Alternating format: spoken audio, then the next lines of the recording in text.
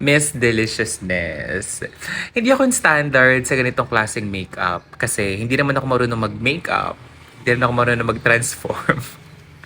So, sino ba naman ako para i-invalidate yung hard work, yung effort ng lahat ng taong gumawa nito? Para sa resources na meron sa Miss Deliciousness, gusto ko yung gawa niya. Lalong-lalo na sa part na sinama niya si Poca tsaka si Steven dun sa mismong transformation. Nakakaaliw kasi nandun pa rin yung character niya na parang comedy-comedy, Miss Deliciousness, Emerald, di ba?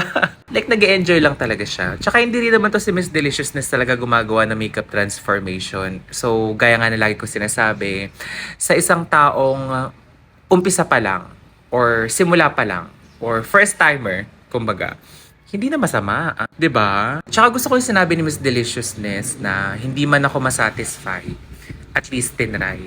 Dapat hindi niyo ako satisfy